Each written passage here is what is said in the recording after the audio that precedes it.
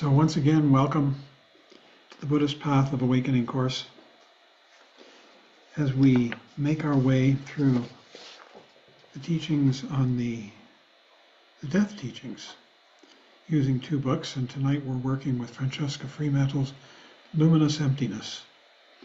Chapter 2, Liberation, Uncoiling in Space. So,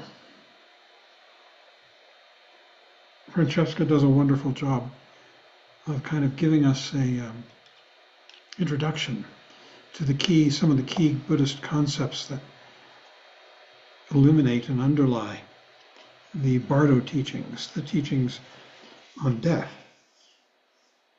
Excuse me for a second.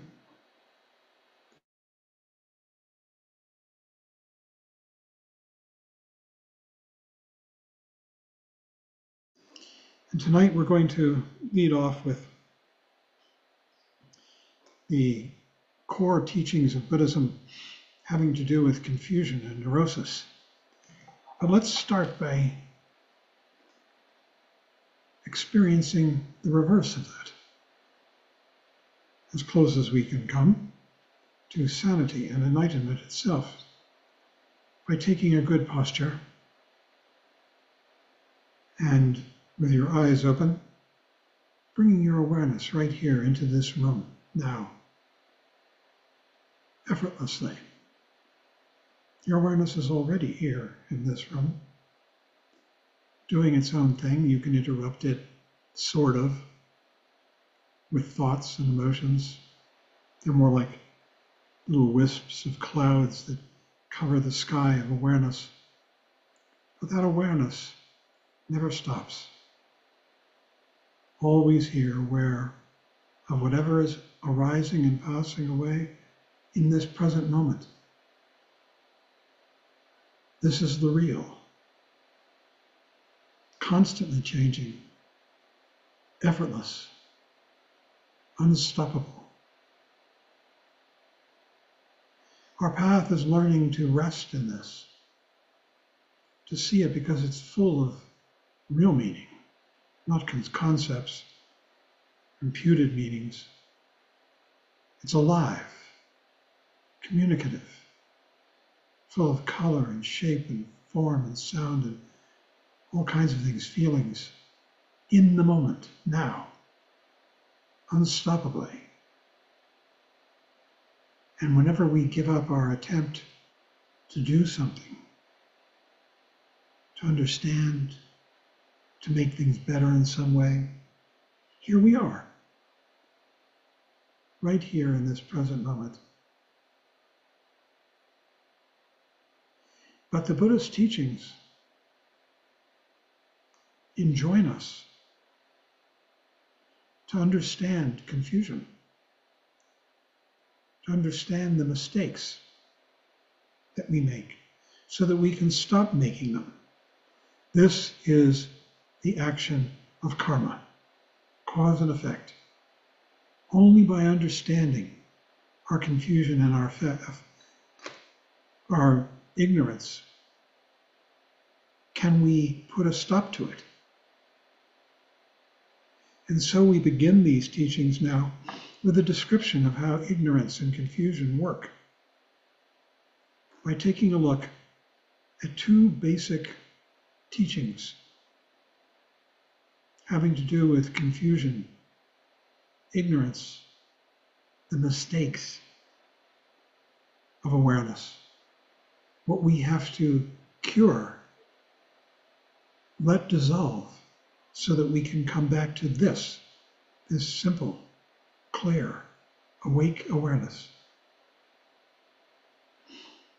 So Francesca starts by describing confusion and that there are two main schemes for it, both of which are transcended in the Bardo teachings.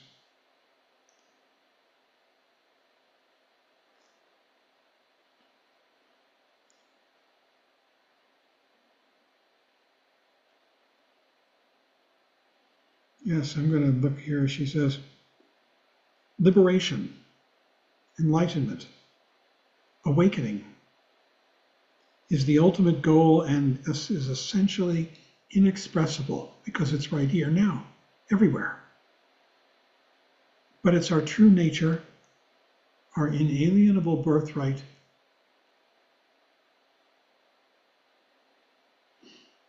and yet we don't recognize it because we get lost. And lost in two sort of main schemes of confusion. One is called the 12 nidanas, and we're going to go through that. And the other is the realms, the realms of being, of confusion, and we're going to talk about those two. This unknowing, this ignorance, this belief in the nidanas and the realms is the cause of all evil and pain, but it is not intrinsic to our being. These things are like clouds obscuring the clear sky or dust that is accumulated on a mirror. The sky and the mirror are our basic nature, basic goodness, Buddha nature, dwelling in us. And when we recognize this and cut through the 12 nidanas, cut through the 6 realms, this is awakening, Bodhi. Awakening to what? To this, here and now.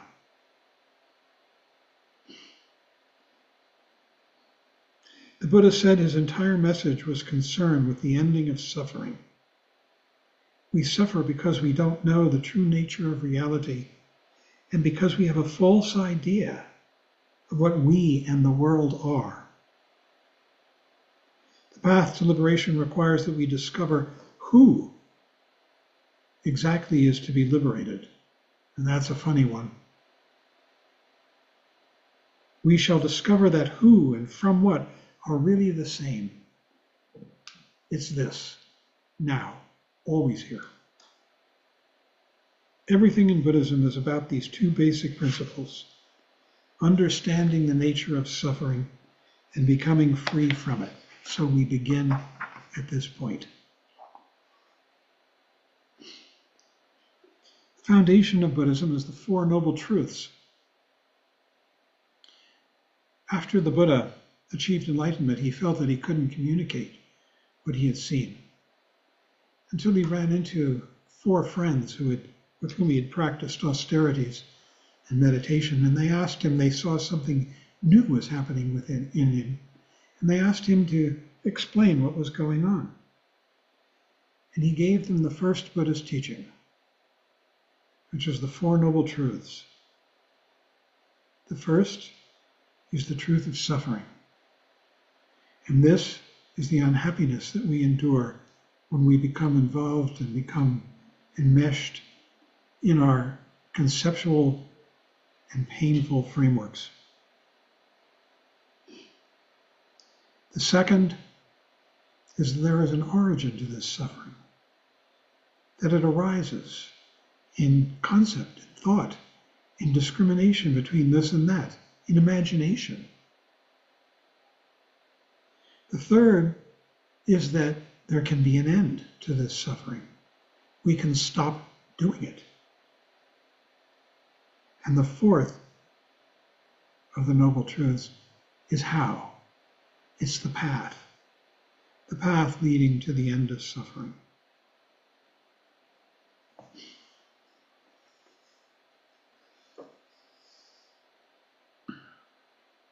He also taught the truth of samsara, which is suffering. Samsara literally means continual flowing, moving from one moment to the next and from one life to the next.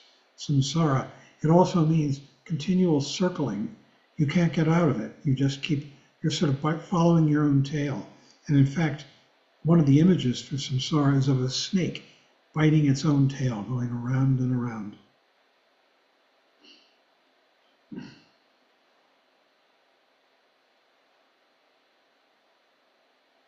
So the 3 qualities of samsara then are important, and the Buddha taught these too. He called them the 3 marks of existence, called them the 3 marks of samsara, or the 3 marks of reality. The first is that what we take to be a self is imaginary. It doesn't exist. The only thing that exists is this, now. Self is an imaginary creation in thought and emotion. That's the first of the three marks. The second of the three marks is impermanence. We think that things endure, but they don't. Everything is completely impermanent. And there are two basic styles or ways in which things are impermanent. First of all, there's sort of long-term impermanence. Your car wears out over a period of years. Your body gets old and decays, and your skin gets wrinkled and your hair falls out or turns gray or whatever. These are long-term aspects of decay and impermanence. But impermanence is also short-term, very short-term. This gesture begins and ends. These words come out, and the sound begins and ends. Everything in the moment is completely impermanent, changing as it happens. And so impermanence is one of the three marks of existence. We think that things are permanent. We think, oh, my car's, if I take care of it, it'll last a long time. We think that things can last. This is one of the illusions that is denied by the three marks. The second, another one is, oh, there's me, I. But I is just a statement that has a beginning and an end. It endures for a moment and then it's gone. It takes different forms. It can be the desire for an ice cream cone. It can be the thought that I'm going to live forever. I'm going to achieve immortality in one way or another. It can be all kinds of things. This belief in an I. And the third mark, what am I missing here? Impermanence. Again, the fact that nothing endures. And so we suffer because we imagine what is not a self to be a self, what is impermanent to be permanent, and what is from an ultimate viewpoint pain to be pleasure. We try to hold on to things and we think this is pleasurable, but they're slipping through our fingers and causing us pain.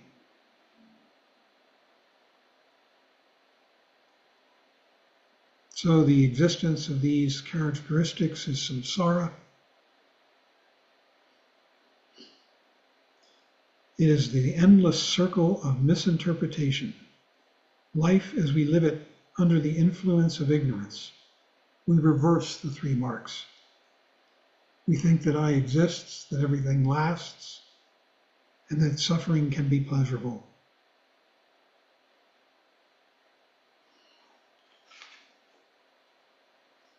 So this is created by our own state of mind. Because when we come present, as we did just a minute ago, completely here, now, clear, there is no state of mind. It's just clarity, reality, until we start thinking again. We start dreaming.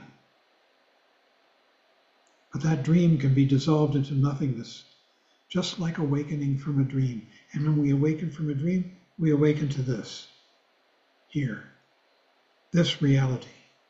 And it's a very different and very beautiful and profound reality. It's not contained in words and concepts. It's real.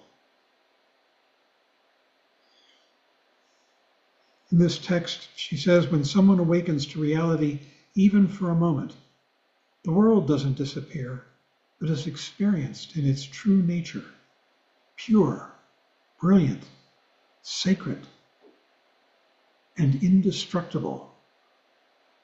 It's constantly changing, and yet you can't destroy it. So the key to the Buddha's realization and teaching is the understanding of causality, because it is only when we know the cause of something that we can truly bring it to an end and prevent it, confusion, suffering, from arising again in the future. This is how the Buddha surpassed his teachers and eventually attained his great awakening. He awoke to a state of perfect enlightenment, which he described as deathless, because there's nothing to be born or die, unborn and unchanging. There is indeed a condition of ultimate peace, bliss, knowledge, and freedom, but to reach it we must first understand the cycle of samsara in which we are imprisoned, this constant belief in self, permanence,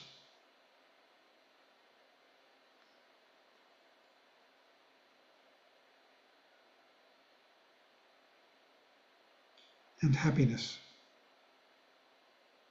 Samsara is like a sickness. The Buddha, who is called the great physician, offers a cure, but the patient must recognize the illness with its causes, its symptoms, and its effects before the cure can begin.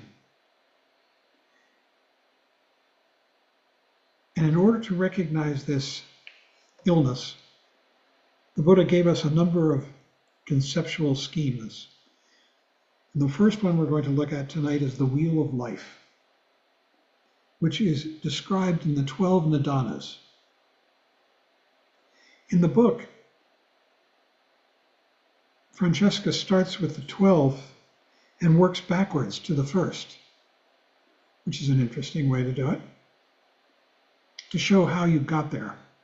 I'm going to do it the other way.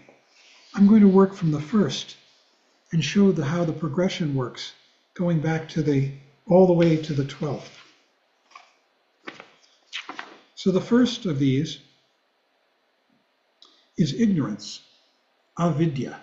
Avidya is Sanskrit. It means literally is not, vidya seeing, not seeing. And it's symbolized by a blind old woman tottering about with the aid of a stick.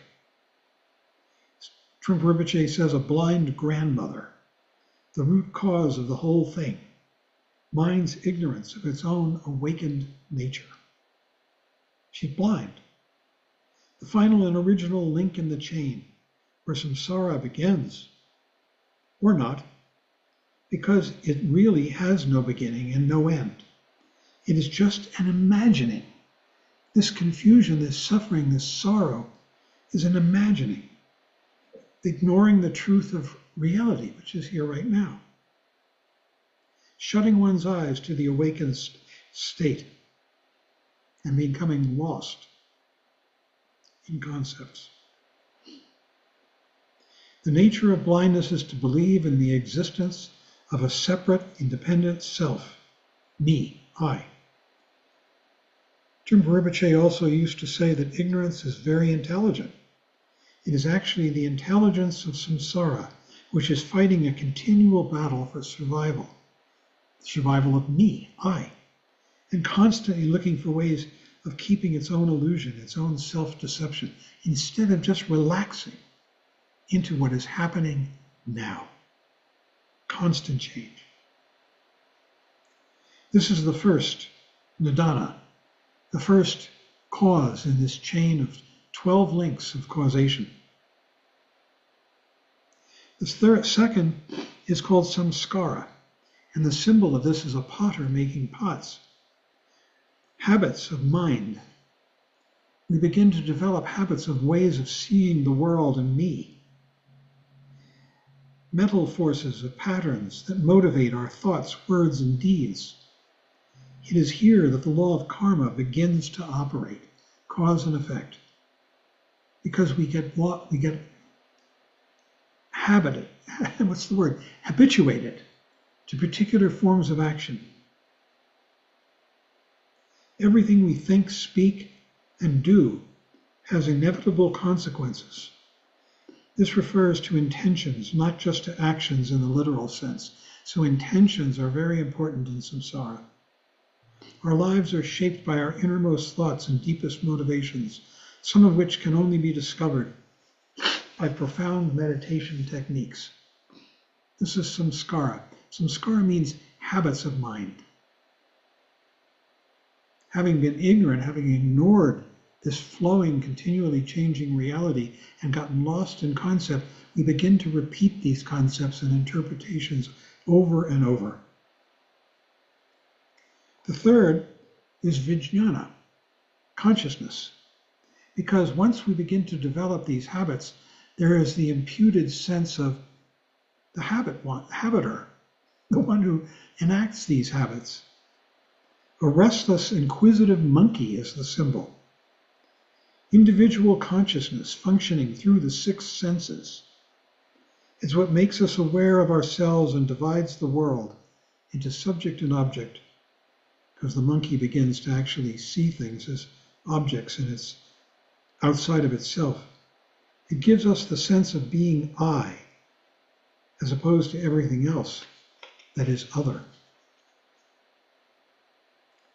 The fourth is name and form, Namarupa. The symbol is a boat filled with passengers. A particular living being is running this boat. That's me. To whom the six senses belong. That's me. Form is the material aspect, the body of the boat that carries us along the river of life. Name includes all the non-physical aspects of our being. Namarupa, name and form. This conjures all the aspects of our being, our body and mind.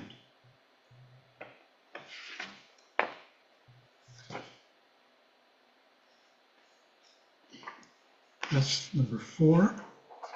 Number 5 is the six senses, sad ayatana. Sad means six. Ayatana has to do with openings, senses. And the symbol is a house with 6 windows. The contact between subject and object can only take place through the 6 senses.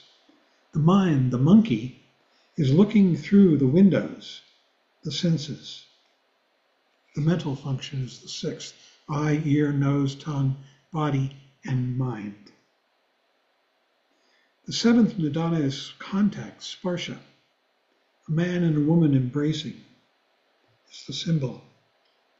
Sensation arises from contact or touch. So not only do we look through the window, but then we begin to make contact with the objects. This is contact between the senses and their objects. It produces or is produced by duality of subject and object.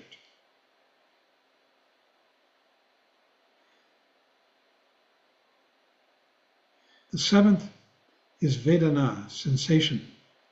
The symbol is a man pierced in the eye by an arrow. This is the feeling that, having made contact, you experience the feeling, the symbol being the man pierced in the eye by an arrow.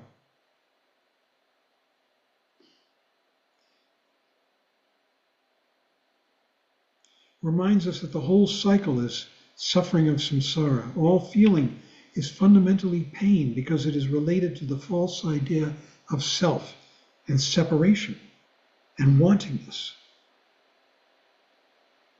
But in the awakened state, where there is no self-centered attachment or aversion, all feeling is experienced as bliss. Not just increased pleasure, but a transcendent experience that can be aroused by any experience whatsoever, pleasurable or painful. But in samsara, it's painful. The next nidana is thirst, trishna. Because having experienced feeling, we want. The fundamental instinct of needing, wanting, and longing. Having experienced this I-other relationship and the feeling that exists between them, we want the other. And the symbol is of a person being offered a drink. It is the thirst for existence that makes us cling to life at all costs. And it is also the basic drive to experience pleasure and to be free from pain. This is are we up to 7? Actually, I think we're up to 8. Thirst can never be fully satisfied. It always returns. It is inherent in our sense of self, this constant thirst for other, for fulfillment, for total satisfaction. The word for thirst in Sanskrit is trishna, which is also often translated as desire or craving. It is the most immediate and obvious cause of suffering, though not the ultimate cause. And then we go to the 8th, or maybe it's the 9th. I'm losing track of the numbers, but it's the next one, which is grasping, upadana in Sanskrit. So having experienced this thirst, this wantingness, then we are going to grasp the other. And this is the cause of becoming. When we start to grasp, we start to move into a new state, becoming something different, other, new. The symbol is a figure picking fruit from a tree. Grasping is the opposite of giving and letting go. Again and again, we grasp at the next moment, the next thought, emotion, experience. At the moment of death, we grasp at the next life. The 10th is existence, bhava. A pregnant woman, and sometimes a man and a woman having sex. Conception, the beginning of a new life. Having experienced thirst, having started to grasp, we now begin to become, bhava, exist. The beginning of a new life. Existence means being in the state of samsara, outwardly, subject to birth and death, inwardly, under the influence of ignorance and confusion. The 11th is birth, jati. This is the picture of a mother giving birth to a child. So now we're actually beginning to come fully into being. This can refer to the earth of a living being or the physical appearance of something in the external world, or it may be interpreted as the arising of a thought or a mood in the mind. It's coming into being, birth, jati in Sanskrit. And then having come into birth, inevitably, we're going to die. And that's the 12th. Death and decay, jara marana. This is usually a picture of a corpse being carried to the cremation ground. Of some aspect always of loss, destruction, decay. This image represents all the suffering of existence. And then we come back to the first one again. Having died, we wake up to ignorance and start again around the circle. There can be multiple circles, all operating at the same time at different speeds and at different coordinations. This chain of cause and effect. And she says, we can read this circle in either direction. From 1 to 12 is the lifespan of ignorance. This is what I just did. From 12 to 1 is the causation of ignorance and suffering. At death, we fall into a state of ignorance once more, and the cycle starts all over again. We become a baby. Samsara means going on, round and round, without beginning or end. And having become enmeshed in this cycle of cause, confusion, we experience the world through different lenses. These are the realms, and sometimes you will read about the three worlds. These three worlds, I want to just give it to you so you've got it. Mostly we deal with the realm of the world of desire. It's the Kama Dhatu. Dhatu means realm or world or space, and Kama means desire. The Kama Dhatu is mostly what we are dealing with here. It consists of 6 subworlds, starting, you might say, at the top, who knows, the God realm, then the jealous God realm, the human realm, the animal realm, the realm of the hungry ghosts, and the hell realm. Sometimes the 2 God realms, the God realm and the jealous God realm, are conflated into one. Then you get 5 realms. These are mostly what we deal with, and I'm going to come back to this. But I want to give you the other 2 dhatus. There is the Kama Dhatu, which I just described briefly. Above that is the Rupa Dhatu, meaning the realm of form, or the space of form. Dhatu can be translated variously as space, realm, world. And above that is the Arupa Dhatu, the formless realm. These 2 are not experienced too much by people like us. It takes a lot of work. These are trance states, mental states, that are created when you begin to focus your mind one-pointedly, and I mean really one-pointedly, on an object. And you go into trance. And you achieve the Rupa Dhatu, which is divided into four states, and the Arupa Dhatu, the formless realm. I forget what the 4 states are of the Rupa Dhatu, and we're going to come back to why that would be, that I forget that. And the Arupa Dhatu, it involves things like meditation on space, meditation on not this and not that, meditation on not this and not that. And these are really trance states, and when people get into these states, they get stuck, and they're very pleasurable. They're sort of blissful because there's no suffering. The mind isn't suffering. The mind isn't doing anything.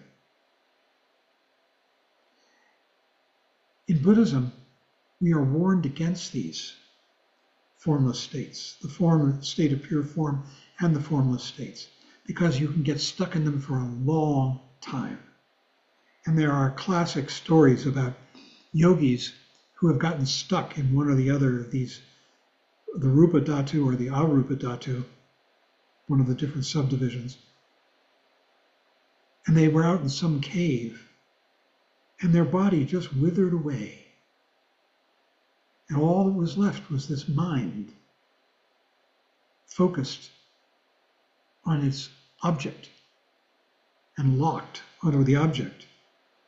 And great teachers like Dilbo Khyentse Rinpoche and others would wander out and find these yogis lost in their caves, lost in these realms of form and pure form, and wake them up and say, look, you've gotten stuck. You've got to move on. Because the problem is, if they don't do that, if somebody wakes them up, eventually they will wake up, because it's temporary. It's created, these formless meditation states. And eventually they wear out, and then the person discovers that they've been wasting their time for decades, eons. And the disappointment is so great that they can be plunged all the way into hell. So they're very dangerous. And in fact, we are not taught these states. In some Buddhist traditions, they are taught. I asked Trungpa Rinpoche, I said, would they ever be taught, to people like us, you and me? And he said, only after you've developed an excellent understanding of emptiness, reality, then you might practice. These are called the dhyanas in Sanskrit, the jhanas in Pali. Jhana is just Pali for dhyana. Dhyana means meditation state. And I said, well, why would you, want to practice these? And he said, to develop flexibility of mind, by which I took to mean to be able to help people in every realm, to understand what people who are stuck in the dhyanas are experiencing so that you can help them. That's the only reason that you would want to experience these. But now, for us, no. We are not taught these states of concentration.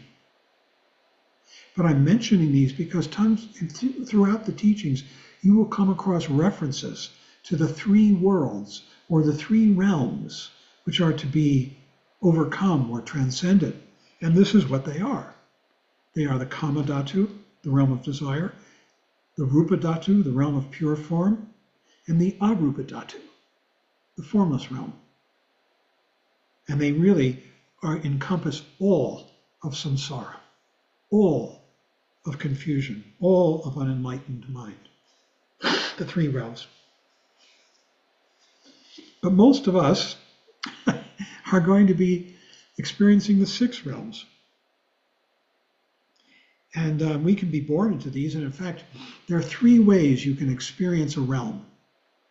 And we will experience them in all three ways. We do all the time. The first way is that you're born into the realm. So all of us here listening to this tonight were born into the human realm. And your dog or your cat or your parakeet or your goldfish was born into the animal realm, one of the six. There's the God realm, the jealous God realm, the human realm, the animal realm, the hungry ghost realm, and the hell realm. But we, most of us, only have access in one way or another to two of those realms, the human realm and the animal realm. We're not animals, we're humans. And we know other humans, but we also know animals, or dogs or cats and so forth. There are other realms, beings in the other realms, gods, jealous gods, hungry ghosts and hells, that we can't see. Some of us, there are a few people, who do see beings in those realms.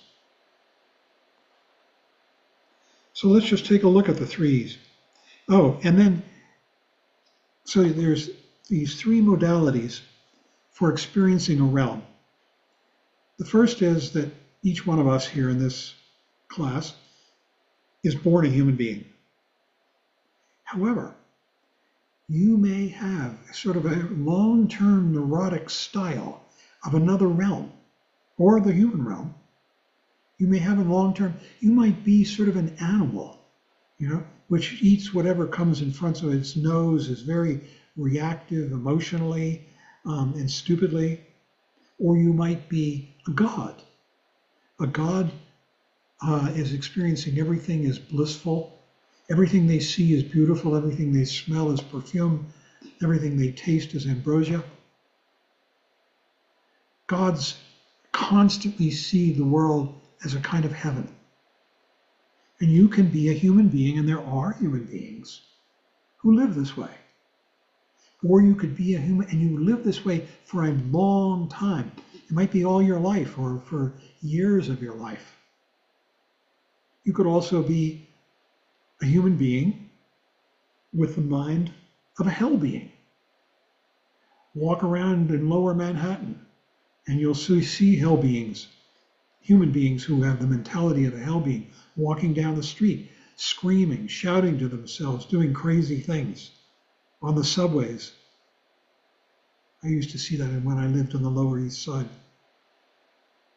It's a very torturous, unhappy form of being a human being. So you can experience, you can be born into a realm and then experience the other realm sort of long term. And finally, the third way of experiencing a realm is very, very short term. So you can be a human being and have the mentality of whatever, a human being, let's say. But someone comes up to you and insults you. And suddenly you get really angry, frightened, and you're plunged into the hell realm for a short period of time. Or vice versa. Somebody comes up to you and says something wonderful, how beautiful you look and how lovely you are. And so thank you so much for your kindness to me and all this kind of thing.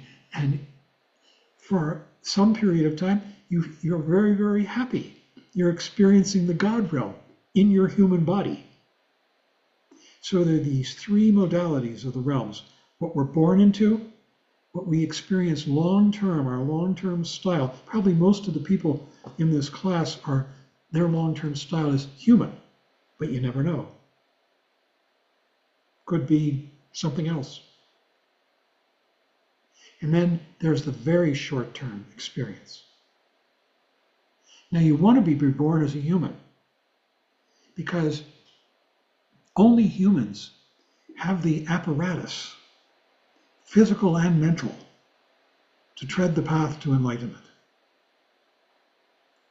If you have the long-term mentality of a god, and there are human beings who do, and perhaps Hollywood movie stars, let's say, some,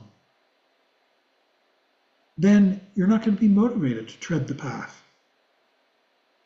You're just going to be enjoying all the little pleasures of your life. Or if you're a human being who's just crazy, suffering, mad, walking around screaming, you're not going to be able to tread the path because you're suffering too much and too crazy. So it's the best way to be is to be born into a human body with the mentality of a human being. This gives you the equipment that you need, both physical and mental. There's physical equipment too, your channels, your bindus, your prana, all kinds of things, your mind, to tread the path. So, the human realm is the most balanced and least extreme of these six. And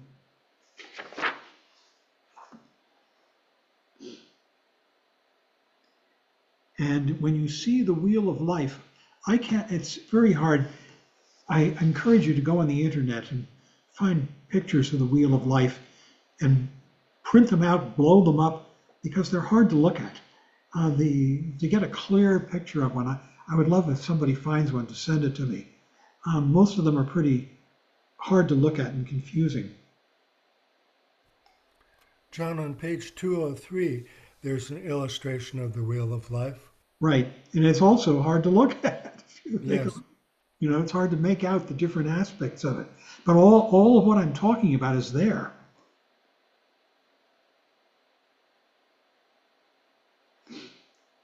And at the center of the Wheel of Life, so now we've got the Wheel of Life. On the outside rim are the 12 nidanas. Inside that are the 6 realms. In the center are the 3 poisons, represented by a rooster, a pig, and a snake. The rooster represents passion, desire. The pig represents indifference, stupidity, sloth. And the snake represents hatred. These are the 3 poisons. The idea is that when you're confused, you see the world as I and other. You're constantly in an I-other relationship with the world. And there are basically 3 ways that you can react. You can push the other away from you. That's hatred. You do that when you see the other as inimical. You can pull it towards you. That's desire. And if you don't care, you just stay indifferent, and that's stupidity. These are the 3 poisons there at the very center of the Wheel of Life.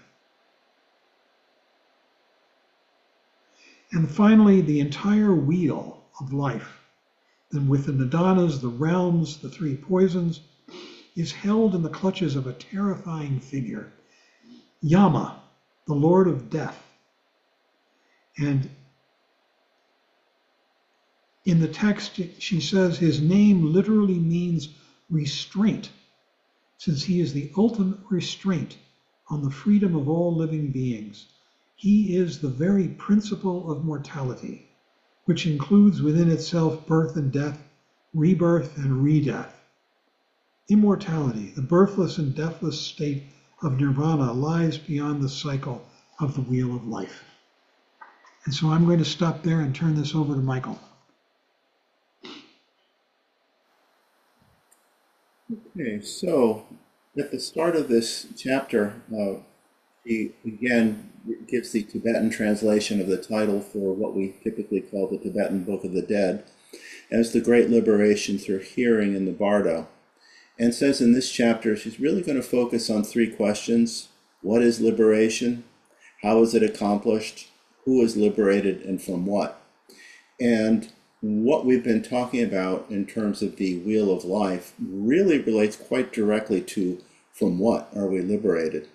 As she says in the beginning of this next section, the wheel of life is a diagram of the whole of samsara, characterized by suffering, impermanence, and non-self. And comes back again to what John talked about briefly, the three marks of existence, the three realities that mark all of samsaric experience.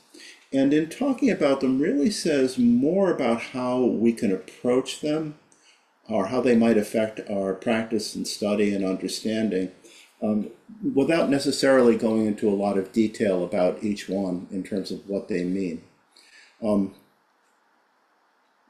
I think that, again, I'm struck as I read this book how it does seem at times that, again, she was a scholar of Buddhist studies, and that she responds in different ways to different issues that have come up over time in the study and presentation of Buddhism in the West. That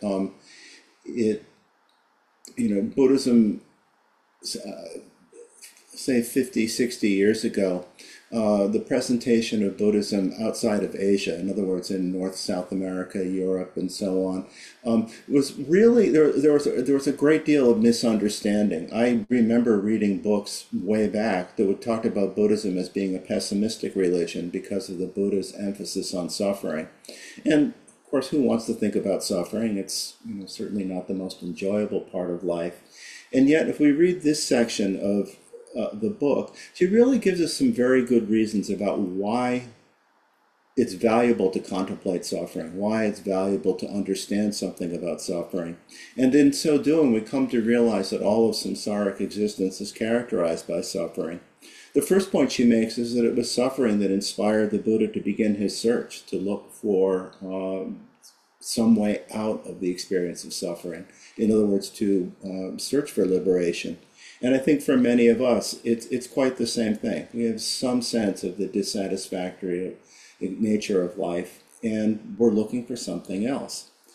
She talks about the Buddha's presentation of suffering as the first noble truth, as an example of the Buddha's practicality, that he didn't want to entice people with beautiful descriptions that would encourage all kinds of wishful thinking and fantasies.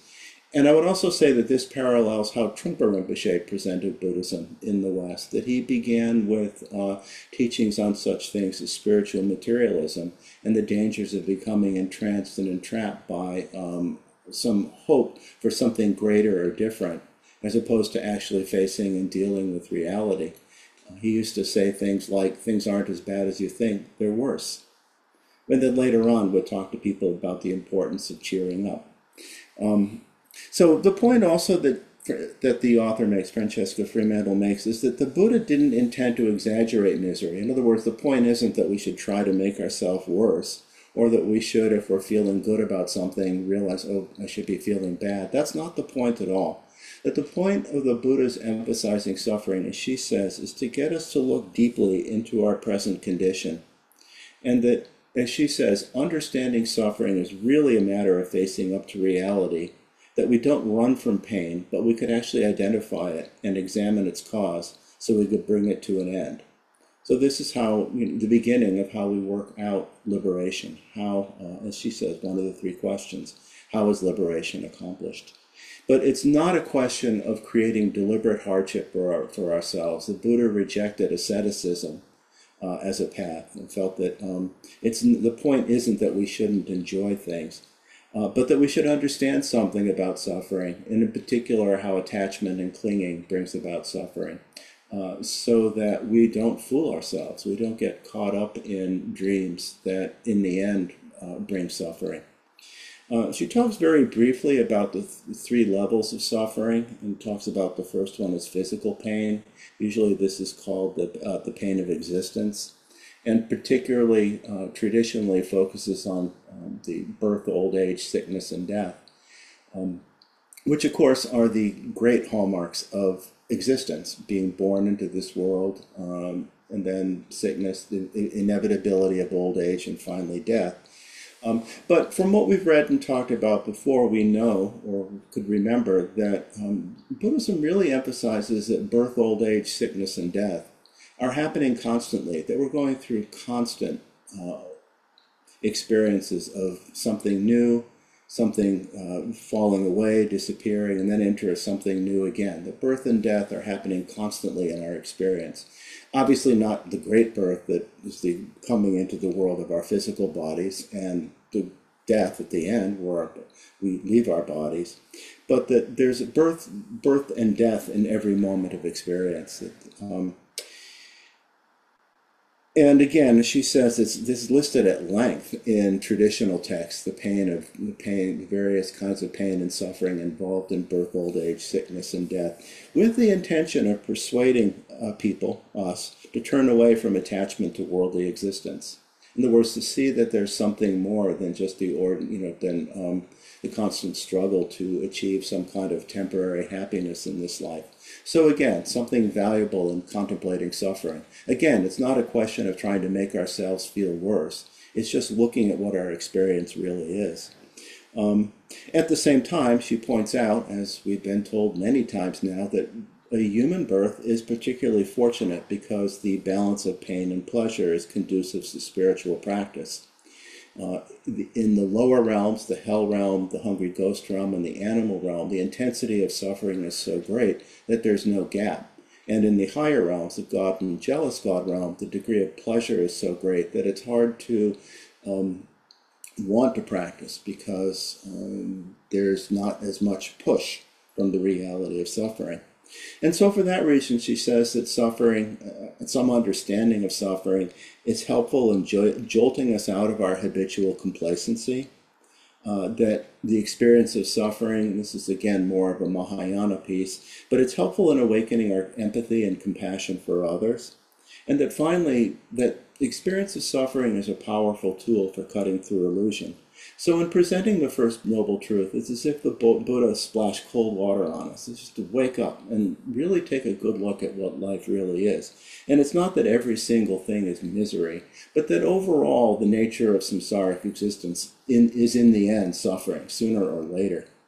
When Trungpa Rinpoche presented in particular teachings on the pain of existence, birth, old age, sickness, and death, he emphasized that it's not simply just, again, the beginning of our existence in physical body and the end of our existence in this physical body, but that it involves other experience as well. That, for instance, old age wasn't just the increasing physical difficulties that one faces in old age, but it even refers in our moment-to-moment, day-to-day experience, how we don't get the same kick out of things, that something that really might excite us in the beginning, over time loses its luster. We get a new car, we move to a new house, maybe even a new relationship, get some new clothes, whatever it might be, that at first there's some real excitement and but over time it loses its luster, it loses its even in a given day, we wake up with all kinds of energy, but by the end of the day, we're tired. Hopefully, not so tired that you can't listen in class, but still, you get the idea. So, old age is not just our physical old age, although it certainly includes that, but it's other kinds of experience as well. And again, one of the messages altogether in the Tibetan Book of the Dead, I'm still going to call it because that's what it's familiar to me, although she calls it liberation through hearing, is again and again that if we can actually wake up to or begin to see birth and death in our moment-to-moment experience, it will help us in the long run to face our inevitable physical death at the end of our lives. The second kind of suffering is the suffering of alternation, just the fact that things constantly change, so that we can't hold on to happiness, that and that there's relates directly to impermanence, which we'll talk about in a moment. Traditionally, the pain of alternation is summarized as we don't get what we want, we lose what we did want, or we get what we don't want. And either way, all of those are painful. But I think the one she really wants us to focus on in thinking about this part of the text is the third type of pain, which is usually called all-pervading suffering, which is the constant gnawing sense of anxiety, depression, being ill at ease that we experience underneath, that we have to constantly watch out, that we have to constantly struggle to keep it together. It's said that often we become quite numb to this, and that's why it has to be pointed out by the Buddha and by teachers. But to the extent that we come to some understanding of this, she says it carries a deeper message. And I think she says this fairly well.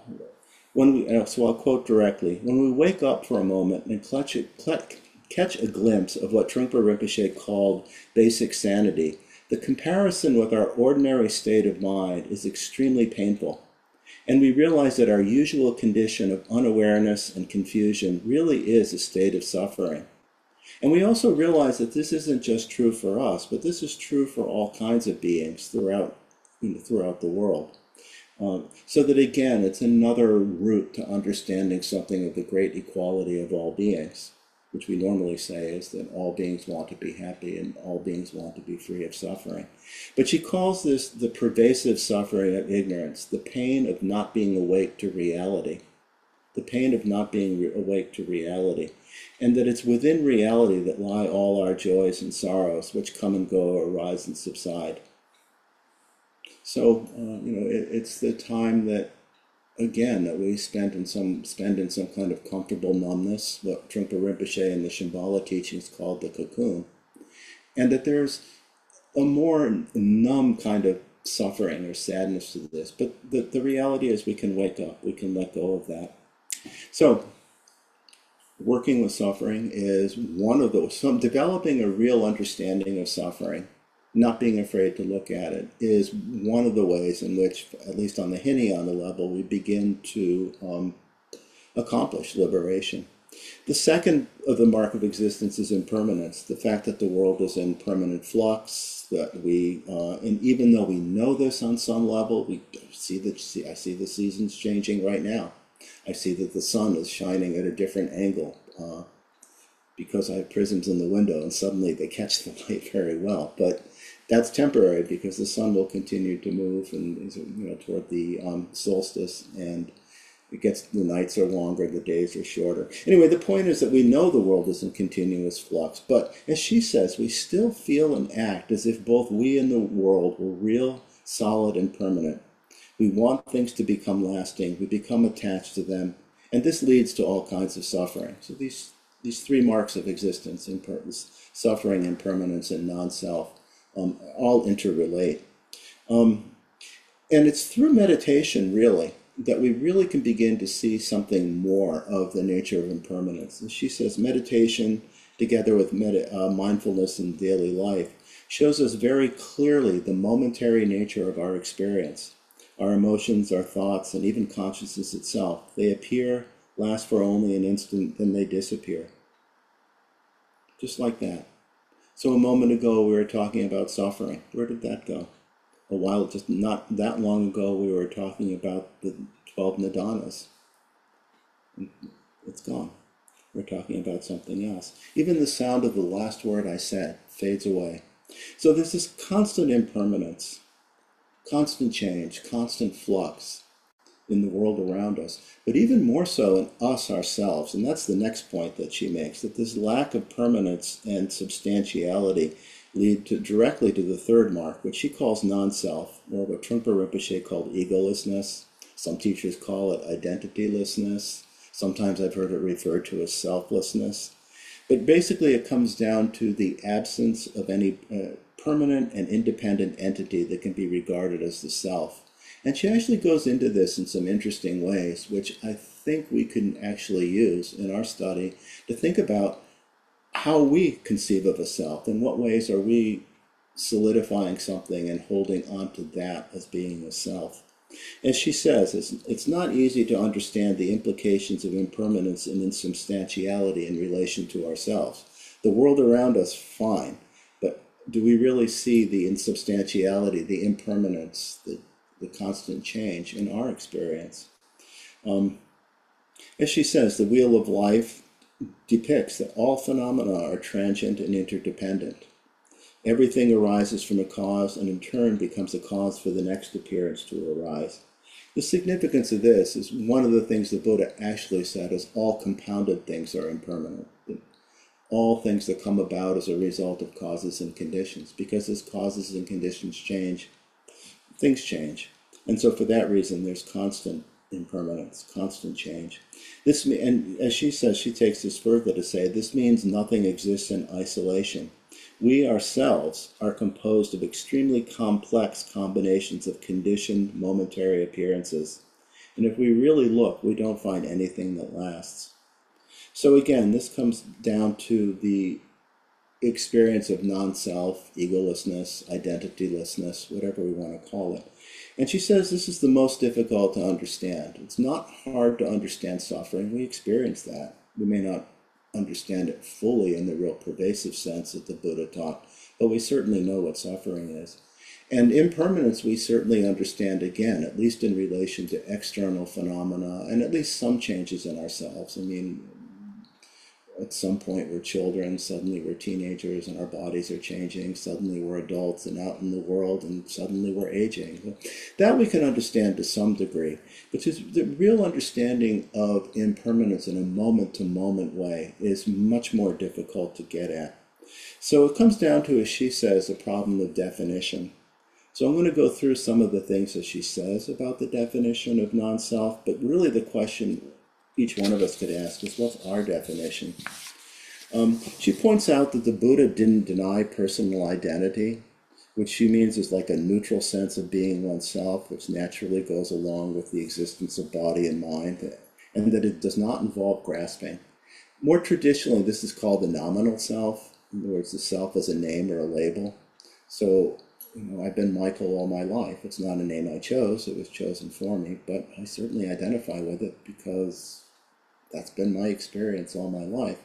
But that's just a reference point. It's as she says, a conventional term, a reference to a person with no emotional charge. Well, maybe for me there is sometimes. But, it's no different really in some ways than calling something a table or chair, she says. That the real problem comes in when we imply something more, when we feel deeply that there's some central core to our being that's precious, vulnerable, that lasts over time, that has some kind of independent existence, that is permanent or lasting in some way. She goes into some different views about what a self is that I think kind of relate more to some ideas in modern psychology. For instance, she talks about a recent Buddhist-like view that the self is, quote, simply a narrative, a story we tell ourselves to make sense of our experiences. The value of that is the story can be changed. It's definitely a somewhat more workable sense of self than seeing oneself as, for instance, completely tainted by original sin, something fixed that we really, without the help of some external entity, can't overcome. So it's a more changeable sense of self. We can certainly work to create less confining narratives to ourselves, but it doesn't really transcend the self. As she says, it doesn't change the fact that we become emotionally attached to this sense of self and behave as if it's real. She says samsaric life is self-centered, and she doesn't mean this as a moral judgment, but really what she's describing is a process, that the notion of self that we're trying to understand is problematic, is everything gets related back to oneself as a reference point. the self or ego of samsara, the constant feeling of I, me, mine, which he describes as a centralizing and solidifying tendency. So solidifying, one of the values, one of the powerful experiences that arises out of meditation is that we come to see something more of how our mind works. We slow down enough to actually pay attention to our experience. So we can see how we solidify an idea.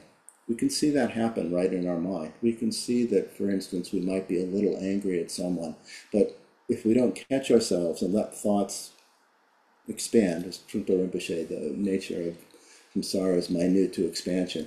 We let more and more thinking, more and more emotionality. That feeling becomes more and more solid. It seems more and more real. Just think of political figures and our reactions to that.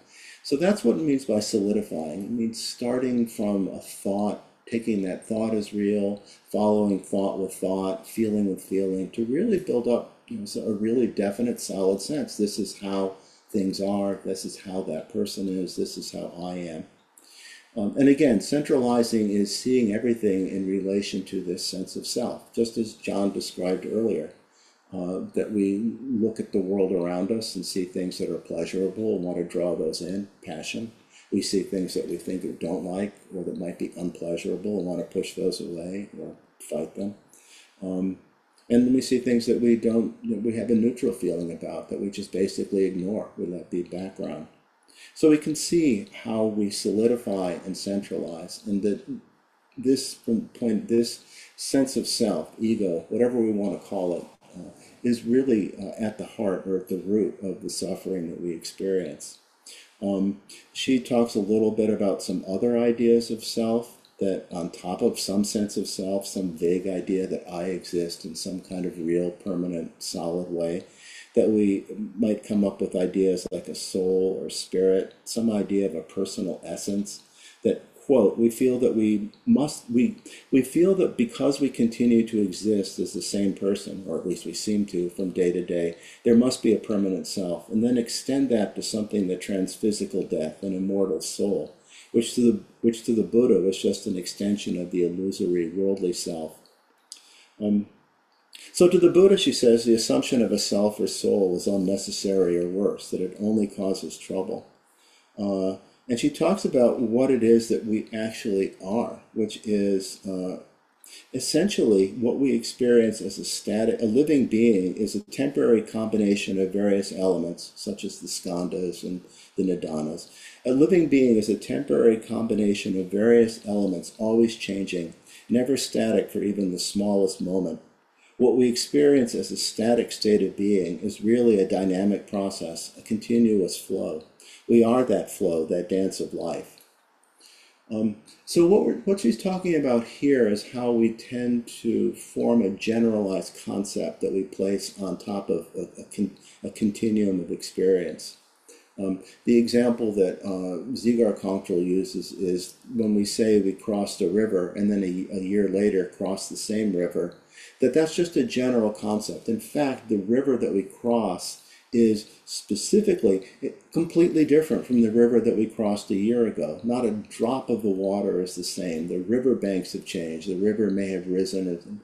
From a relative point of view, it's useful as a reference point, although rivers do change course, and with global warming and some of the flooding we've had lately, you can't even count on that anymore.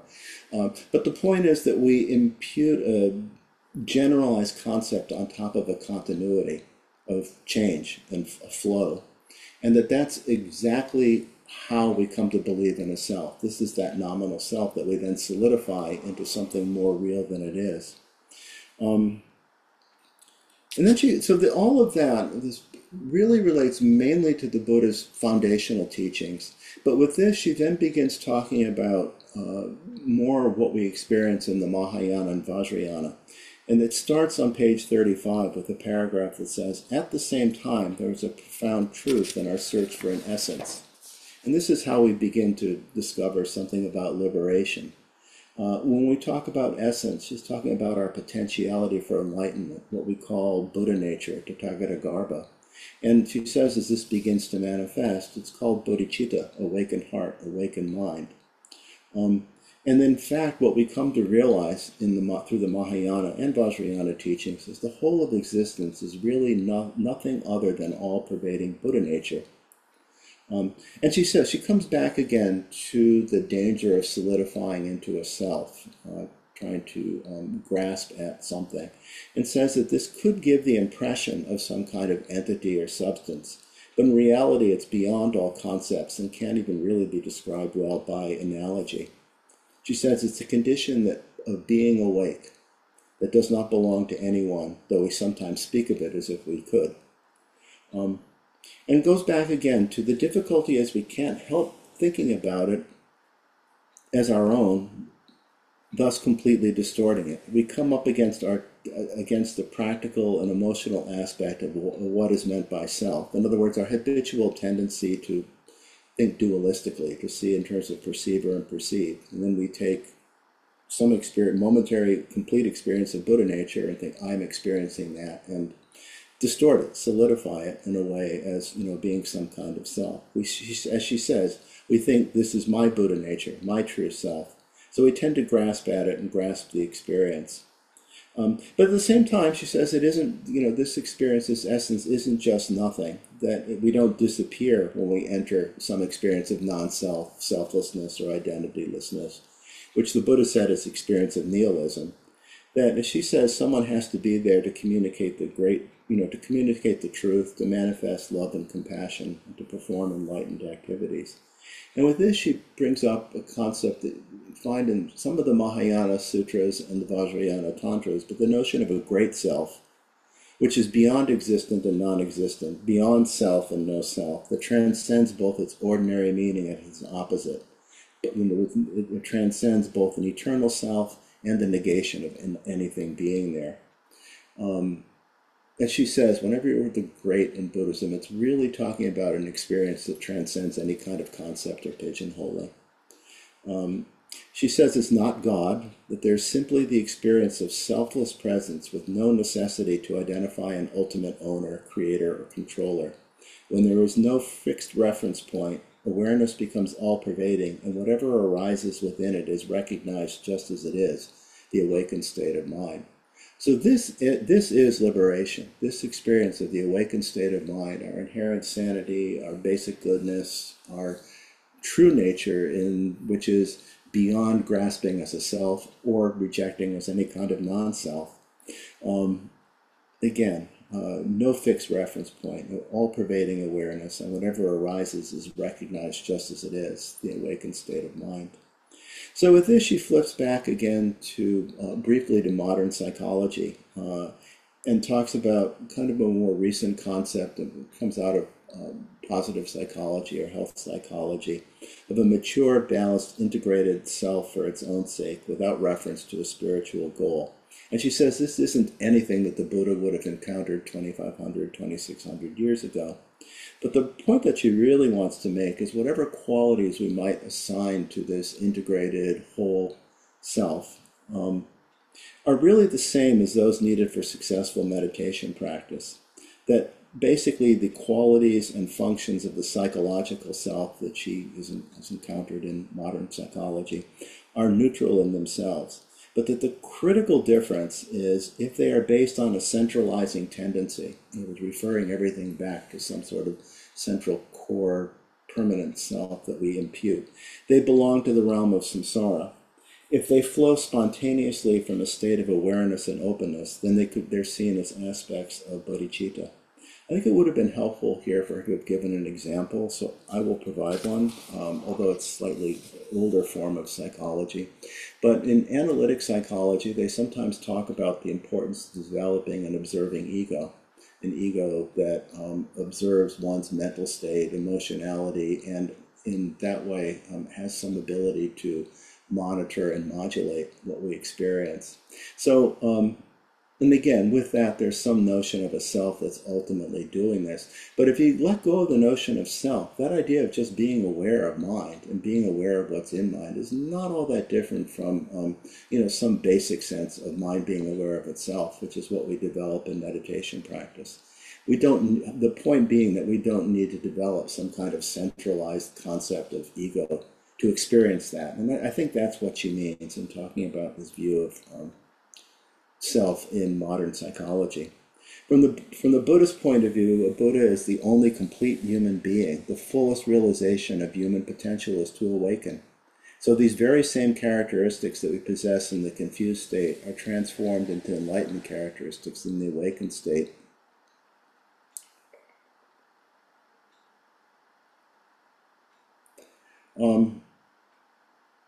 So all of that relates to some of the different ideas about self that we might have growing up and living in this culture, and some understanding of what the Buddha was talking about in terms of ego or the non-self, or the way in which thinking there's a self when there's no self becomes problematic. It's the notion of grasping, and again, the centralizing everything back and relating everything on the basis of ego is what becomes a problem. On page 37, there's a little drawing of a Vajra, which I think is a way of noting a transition in the text. Because here she really talks very directly about liberation. Asks, who is liberation? Or who is liberated? And she says very clearly, liberation is not of the self, but from the self. If we keep asking who, we only find another self that's released from the self. Whenever we try to identify the final watcher, the ultimate experiencer, we are once again creating an imaginary I. So what she's essentially saying here is true liberation is a non-dual experience. And that so long as we're caught up in the duality of I and other, that we just find ourselves going from one imaginary self to another. She says this is why when Trungpa Rinpoche taught meditation, he emphasized letting go rather than concentration, which would again involve some kind of centralizing. Letting go is the advice repeated over and over again in the Tibetan Book of the Dead, or the liberation through hearing, and she defines it fairly well, that letting go means loosening the tightness of grasping and clinging, relaxing the strain of continually holding on when there's nothing to really hold on to. Letting go is emptying oneself of illusion, concepts, and imaginary constructs of all kinds. It's relaxing, what we talk about in our meditation practice, relaxing the mind. It's not rejecting or standing guard to keep things out. It's just not engaging, just letting go. And that when we're able to let go, we arrive at emptiness, the heart of Buddhism, which she says indicates the absence of solidity and fixation and the lack of inherent independent existence in anything. So here we're talking about what we've studied before as a twofold egolessness or twofold identitylessness, that not only is there no real permanent self in ourselves, but in all that we encounter, all phenomena, there's no real solid permanent self that we can find. It's, again, constant change, constant interdependence of cause and effect, constant different appearances arising and subsiding. And again, she says that this experience of emptiness isn't negation, that it's actually the creative source of all apparent existence, the shunya, zero dimension from which everything arises, into which everything dissolves. If not for emptiness, nothing could appear. Yet if there were no appearances, there could be no emptiness. So if things really were permanent and solid, nothing would ever change. We talked about this some last week and the week before. But at the same time, it's only through the fact that appearances arise that we can have some experience of emptiness. If it was not for appearances, it would just be non-existence or nothingness. So as she says, within emptiness, with emptiness as their essence, appearances continually arise. And again, we can just see this in our experience in meditation, the constant change of perceptions, thoughts, feelings, coming back to awareness, being aware of the different things in our bodies, the world around us, and so on.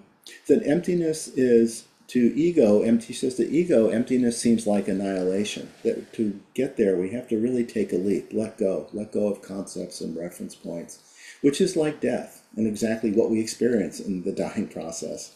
So emptiness is the experience of vast openness, spaciousness, and freedom. But it also can be scary, and it's interesting in if you were to study the 5 paths in Buddhism, beginning with the path of accumulation, Then there's the path of preparation or joining. And the path of seeing is actually the first real experience of emptiness, is real realized experience. But in the path of preparation, it really talks about, there's a stage called poised readiness, or Trungpa Rinpoche calls it patience. And what is described as really overcoming our fear of emptiness, that's really a part of what we go through in terms of really realizing emptiness, is being able to let go and overcoming our fear, not holding on, not grasping onto reference points. But when this happens, as she says, the boundaries between inside and outside dissolve, and everything is spontaneously present in natural purity and perfection, free from the duality of subject and object. And she says the brilliance and clarity in which all phenomena appear as they are, yet are seen to be empty in essence, is called luminosity. So here we have the title of this book, Luminous Emptiness, and that this is the true nature of mind and the true nature of everything we encounter. That it's empty, but at the same time it appears, and it's vivid, clear, when we see things as they are. She relates this to wisdom. The mother of the Buddhas, basically Prajna, is nothing other than the understanding of emptiness. It's Prajna that sees emptiness. This is the great secret of awakening. All Buddhas are born from this realization. Wisdom, she says, is the direct transformative experience of the reality of emptiness in our lives. It is having certainty that nothing exists as a separate entity in the way we normally believe. And she says with this, we experience great compassion. That compassion is an active force, not just a feeling of pity and empathy. That compassion is absolute sensitivity, unbiased love, and limitless concern for everything that we can experience. Emptiness and compassion are intertwined like flame in its light or a tree in its leaves. And that at this point, activity in the world is not truly enlightened unless it springs from the awareness that in the absolute sense, nothing needs to be done, or nothing needs to be done, because ultimately we realize that it's all illusory. The wisdom of the Bodhisattva knows that samsara is an illusion, and through compassion helps those under its spell. She says this wakefulness, awareness is indestructible, which is another way of really, it goes back to the notion of great self. Indestructible, permanent in a sense, that it's permanent yet empty. So ungraspable yet indestructible. Diamond-like is the symbol. So liberation ultimately means release from samsara with its three characteristics of suffering, impermanence, and non-self. It's the awakening from the illusion that we're separate, substantial, independent. We're liberated from suffering into great bliss, from non-self into great self, and from impermanence into the indestructible reality of our Vajra nature, our indestructible awareness. And that it's great liberation, not just liberation as opposed to bondage, but it transcends the very concepts of freedom and bondage. She says, in the light of ultimate truth, there never has been any illusion, so there's ultimately no real need to awaken from it. It's a tricky concept, but basically, if you think of the analogy that's sometimes used for misperception of mistaking a rope for a snake, the idea is once we see that the rope is not a snake, we don't need to do anything further. We don't need to remove any snake from the rope, because it was never there to begin with. And in the same way, when we wake up to the illusion of samsara fully, it's not that we need to remove anything from it. We just see it as it is. So there's a lot of methods taught by the Buddha, she says, corresponding to all the different needs and capabilities of beings. That sometimes in our path, we might experience the Buddha's path as a process of renunciation. That sometimes it's a path of purification. Sometimes it's transmutation. And as she says, sometimes, once in a while, we may have flashes of direct realization.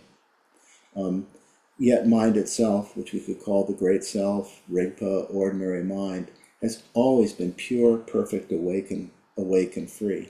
That self-liberation is the spontaneous realization that there has never really been anything else.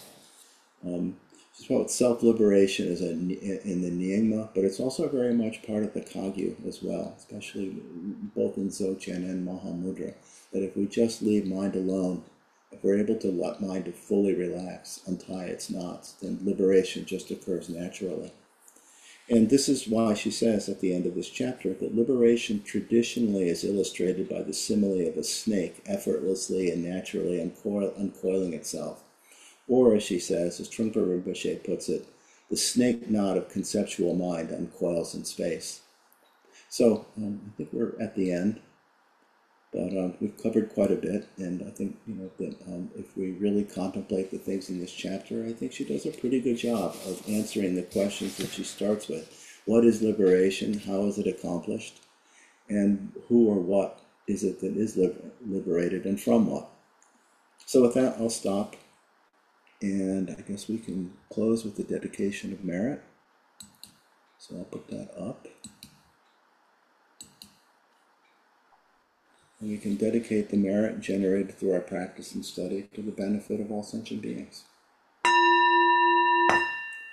By this merit, may all obtain omniscience. May it defeat the enemy from the stormy waves of birth, old age, sickness, and death. From the ocean of samsara, may I free all beings. By the confidence of the golden sun of the great East, may the lotus garden of the radiance wisdom bloom. May the dark ignorance of sentient beings be dispelled. May all beings enjoy profound, brilliant glory.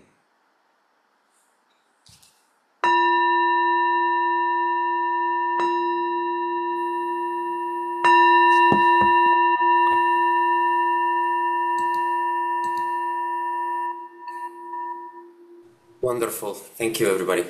Yeah, thank you. Thanks, Michael. Thanks, John. Thank you, Michael. We'll have Thank to you, talk John. about tomorrow. Beautiful. Yeah. Yeah. Yes, come back tomorrow for discussion group. Wow. That was great. Thank you. That was, thank you, Michael, John. John and Everyone. Thank you, Michael, John. It's a lot. That was a lot. See you tomorrow. Huge amount. But we got through it. You know, I had notes to myself in your section. I was remembering Trungpa Rinpoche. I don't know if you were there for this, but he had an argument that zero has two modalities. Uh-huh. There is the zero, which is in contrast to 1, 2, 3, 4, 5, and the rest. Right. And that zero is actually not a zero. It's something, because it's relative. To the other thing. Yeah. And then there's true zero. Great zero. Huh? Great zero. And true zero is everything. Yeah, that's great zero, I think. Like you said in the text about great self. The only thing I didn't get into, I was going to go a little bit into the analogy of space as mind, but I didn't have enough time. But it's useful in terms of understanding something about reference points. Anyway, it doesn't matter. It's good. See you tomorrow. Good night. Good night.